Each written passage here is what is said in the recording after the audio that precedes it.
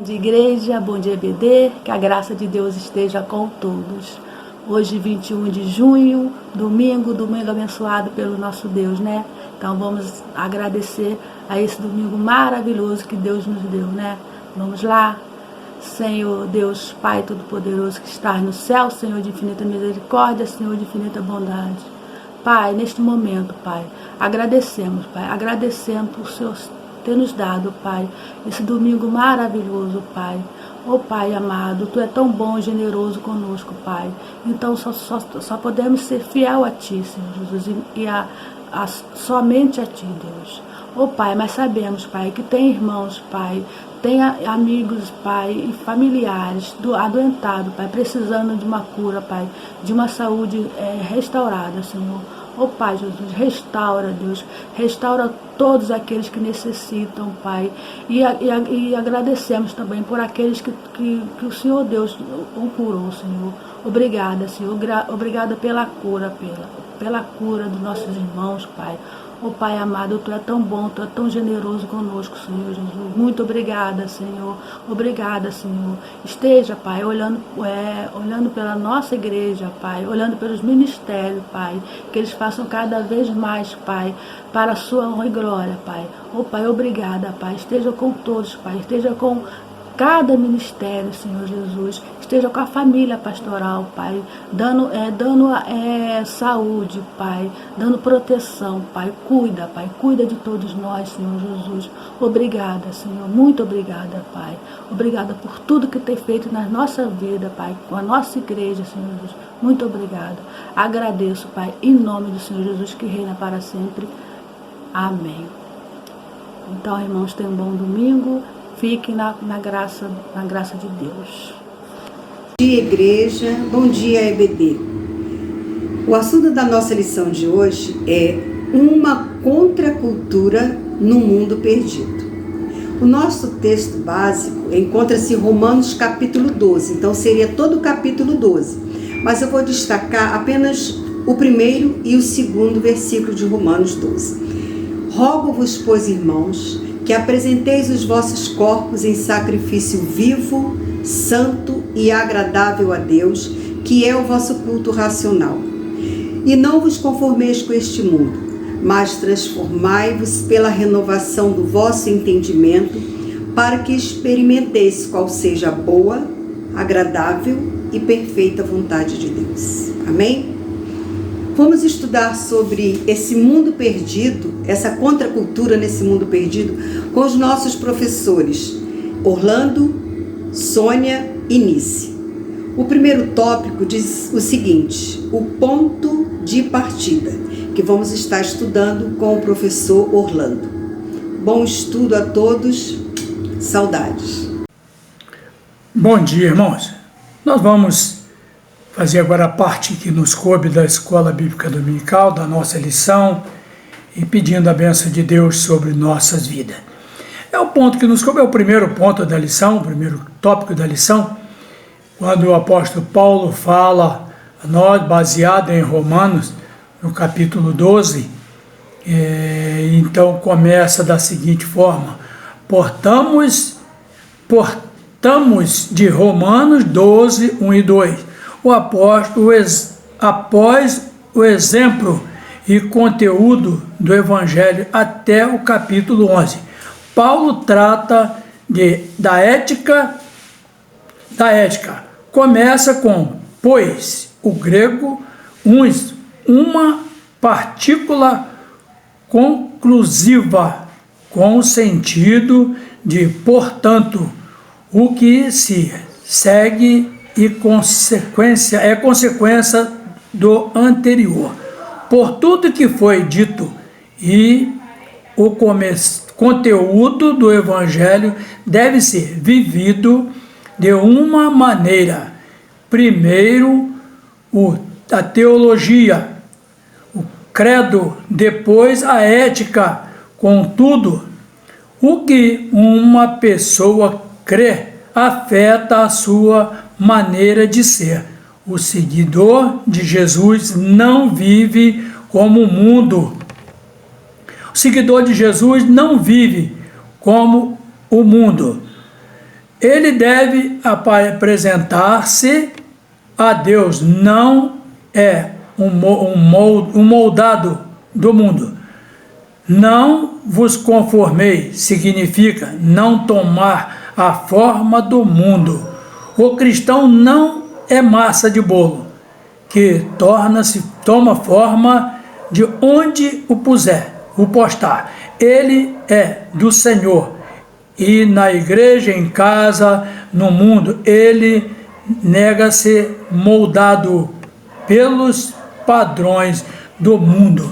Nós precisamos viver segundo o que a palavra de Deus fala, o que o apóstolo Paulo fala nesse capítulo, nesses 2 versículos. Nós fomos transformados. Apresentai-vos transformado pela vossa mente, renovação da nossa mente. Nós precisamos ser moldados a cada dia. Nós precisamos manter essa transformação que nós passamos, essa metamorfose, mudança de mente. A nossa mudança de mente precisa ser mantida. Nós não podemos viver os dois lados da moeda. Nós precisamos ter uma vida pautada, firme, constante, de uma só maneira. Se nós um dia fomos resgatados por Jesus, fomos salvos por Jesus Cristo, fomos transformados pelo poder transformador de Jesus, que mudou a nossa mente, nosso coração. Nós não temos que deixar que o mundo venha mudar a nossa forma de ser. Nós temos uma forma de ser, servo de Deus, transformado, como a lição diz que a lagarta se transforma, ela sofre uma mudança, uma transformação e se transforma em uma borboleta. Nós de pessoas carnais, de pessoas, seres humanos naturais, nós fomos transformados pelo poder de Deus, por essa transformação que o Senhor nos proporcionou quando aceitamos Jesus. Então, se nós temos uma posição, somos transformados por Jesus Cristo, precisamos manter. Nós não temos que viver duas formas. Hoje eu estou na igreja, eu tenho um comportamento, amanhã eu estou aqui fora, eu tenho outro comportamento. Nós precisamos provar que Romanos diz bem claro: transformai-vos pela renovação da vossa mente. Então nós precisamos a cada dia renovar sempre. Não fomos renovados e paramos por ali, não. Nós fomos transformados e a renovação da nossa transformação, da nossa mente, precisa ser constante. Todo dia nós precisamos fazer mudança na nossa vida. Hoje eu estou vivendo de uma maneira, eu acho que não está muito bom assim, eu preciso me moldar. Eu preciso moldar dentro dos padrões de Deus, não moldar pelo que o mundo quer. O mundo quer nos ver contaminado, quer nos ver transformado a favor das coisas erradas. Nós não temos que viver dessa maneira. Nós precisamos manter a nossa transformação e renovar a cada dia a nossa mente, o nosso coração, nossa forma de ser. Não sermos hoje uma pessoa, amanhã sermos outra. A nossa palavra precisa ser uma só. Precisamos provar na igreja, em casa, no trabalho, na rua, na comunidade que vivemos. Precisamos da prova dessa transformação. Nós não sofremos uma mudança temporária, é uma mudança que precisa ser permanente. E essa permanência na transformação que nós sofremos, precisamos lutar por ela todo dia, em busca de uma nova forma de vida, de uma nova vida com Cristo Jesus. Porque se nós não buscarmos essa manutenção dessa transformação, nós vamos ser considerados como a massa de um bolo que faz dela o que o profissional quiser. Tá, meus irmãos? O tempo acabou e que Deus nos abençoe e tenhamos um restante de escola dominical abençoado por Deus. Olá, irmãos e irmãs da Segunda Igreja Batista da Posse. Vamos iniciar mais um estudo da EBD, a maior escola do mundo. O tema da minha palavra é como o Novo Testamento vê o mundo. Aqui diz que é necessário mudar a visão do crente diante do mundo moderno. E que o mundo atual não, na realidade, isso acontece porque o mundo realmente não conhece Jesus Cristo, o Salvador, né? E tem dado, assim, alguns problemas, né, de identificar esse Senhor Jesus do Novo Testamento. É um Senhor que salva, liberta, perdoa, e tem muitas igrejas, né? Nós não vamos falar o nome, né? Mas tem muitas igrejas observando outras coisas, níveis sociais, né? Aprendizados mundanos e não bíblicos, porque a nossa vida cristã é pautada na Bíblia. Não há outro lugar a não ser a Bíblia. Então, irmãos, até a arquitetura, né, da igreja há de se falar. Claro, o templo, ele tem que ser um templo confortável, né, para que os membros se sintam bem. Mas isso não quer dizer que Deus vai se agradar mais de uma igreja cheia, repleta, totalmente cheia de ouro, porque isso não vai acontecer. E Deus, ele não vai aceitar esse tipo de coisa. A igreja de Cristo no Novo Testamento não deve ser levada por pensamentos de superioridade. Eu sou mais do que você. Eu dou o dízimo mais do que você. Né? Eu trabalho na obra mais do que você. Nada disso. De coisas materiais, né? Eu tenho um carro. Eu vou ter um carro.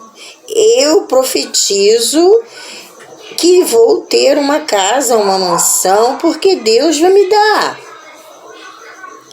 né? Então, eu passo a querer mandar no Senhor. Não é a vontade dele, mas sim a minha. Então, são doutrinas que não são bíblicas, né? Não são bíblicas. Desde o momento em que somos chamados por Cristo, será como o Senhor fala: anda na minha presença e ser perfeito. Está em Gênesis 17, 1. Irmãos, não sendo legalistas, ou seja, acima da lei, ou argumentalistas religiosos, e sim, o alvo da vida do crente está no Novo Testamento, não nos pensamentos eclesiásticos, ou seja, né, aqueles eclesiásticos, como assim? A igreja deve ser santa e não encobrir pecados. O apóstolo Paulo, ele diz que é assim que devemos viver, para que possais andar dignamente diante do Senhor, agradando-lhe em tudo, frutificando em toda boa obra e crescendo no conhecimento de Deus. Assim, Deus quer que vivamos o Novo Testamento com santidade, humildade, consciente do pecado e ajudador na obra do Senhor, com muita humildade, né? E é assim que deve ser o crente, o mundo, visando o Novo Testamento. Amém? Que Deus abençoe. Muitas saudades. Beijo para vocês. Bom dia, igreja. Bom dia, EBD. Eu estou hoje aqui como professora. Vou falar sobre o tópico 3, o tópico 4 e para pensar e agir. Então vamos lá. A santidade é moral, não litúrgica. No judaísmo, a santidade era litúrgica, expressava-se por ritos. No evangelho, é moral. Ser santo não é adotar posturas no culto, é ter uma moral sadia. A santidade se liga ao caráter. Há uma série de declarações de Paulo que podem ser chamadas de e-sois. Elas mostram o que éramos antes da conversão e o que somos agora. Então ela mostra como a pessoa era antes de se converter e ela mostra como a pessoa é depois que se converte. Entre algumas passagens mostram o nosso passado como não mais devemos ser. Em Romanos 6, 20 e 21, em Coríntios, em Colossenses, Pedro, Romanos, vários livros da Bíblia mostram isso. Os exames desta passagem mostram que a conversão é um divisor de águas na vida moral da pessoa. Mudou seu destino final, de inferno para céu. Mudou sua vida aqui na terra. Seus valores mudaram. Quem aceita Cristo tem um novo jeito de viver.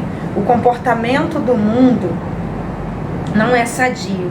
Podemos nos acostumar com o adultério, com o roubo, o homossexualismo, a violência, só porque a mídia despeja isso em nossas vidas, em nossas casas, e querem nos anestesiar, mas eles são pecados, irmãos.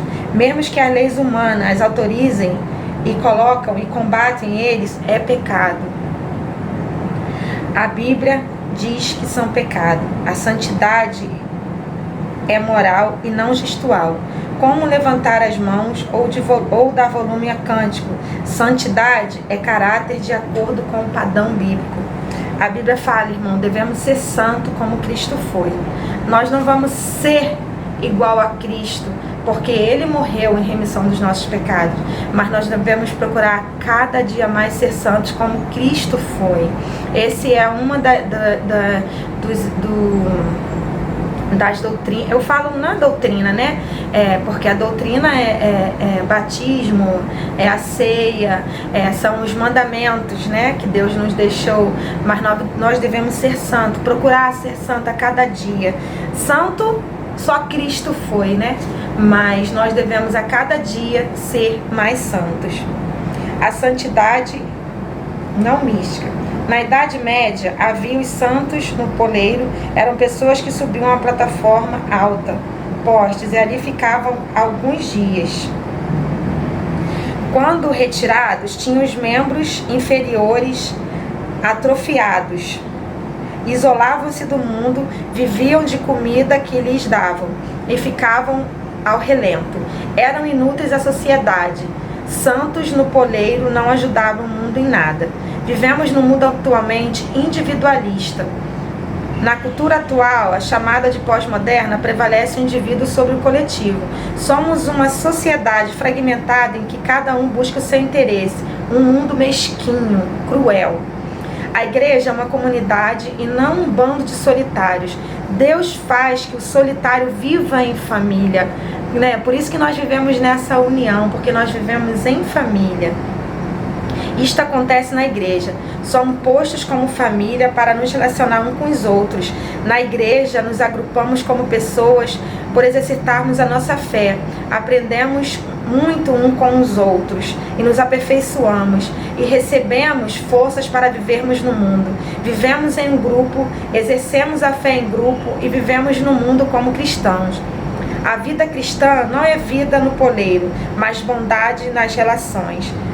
O amor do cristão não busca seu próprio interesse, volta-se para os outros. A igreja de Jerusalém e Barnabé nos mostram isso. Os crentes devem ter vidas entrelaçadas, sendo responsáveis um pelos outros, como se vê em 2 Coríntios 8,15. Muita gente levanta um poleiro espiritual no culto, onde canta, louva, ora, mas não se envolve com os necessitados nem com a obra do reino em geral. Esta santidade mística e desvirtuada. Santidade é relacional, não intimista, apenas eu e Deus. Sou eu, Deus e meu próximo. Isto sim é a igreja. Isto é a CIB da posse, porque eu mesmo sou prova viva que a minha igreja é assim. Porque em meio a essa pandemia, meus pais doentes e a igreja todo dia comigo, toda a igreja, não só as guerreiras de oração, mas ali vamos orar e ligavam mensagem, tinha dia que eu não tinha como responder todas as mensagens. Então é isso que é ser cristão. Nós não somos cristãos só ali dentro da igreja, nós somos cristãos, nós pregamos o evangelho através das redes sociais, através de um telefonema, de uma mensagem. Então isso que essa é a verdadeira igreja. E eu posso falar que me sinto honrada em ser membro da CIB da Posse, porque a CIB da Posse é uma igreja sim, verdadeira, autêntica, que se preocupa com o seu próximo, que prega o evangelho de Cristo. Então, meus irmãos, essas somos nós. Quando saímos do culto fortalecido pela comunhão com Deus e com os irmãos, vamos ao mundo testemunhar nossa fé. O caráter cristão, prova da nossa fé, se vê em nossas relações, mostra misericórdia e apoio aos fracos e necessitados. É melhor ser ingênuo e ultrapassado que ser cruel e frio como o mundo. Deus vê e julga. Não estamos em guerra com o mundo, mas não devemos amá-lo ou cortejá-lo. Nosso amor é somente a Deus. A solidariedade é uma das marcas da fé cristã. Sem ela, apenas conversa oca. A santidade não são palavras, são atitudes e gestos. É o que o mundo precisa ver. O que você tem feito para demonstrar solidariedade? Bom, vocês mostraram uma solidariedade tamanha. Então, essa lição caiu para mim e eu me sinto feliz em estar falando, porque eu vivi isso nesses tem 27 dias hoje, eu vivi isso, vocês fazendo essa solidariedade para comigo, para com os meus pais. Então, irmãos, vamos continuar assim, firmes e constantes, porque pode vir um desânimo, mas Deus tira. É só ajoelhar e orar. Então, que continuamos assim, irmãos, unidos, vivendo o verdadeiro amor, a verdadeira igreja de Deus aqui na face da terra. Beijo, saudade, amo vocês.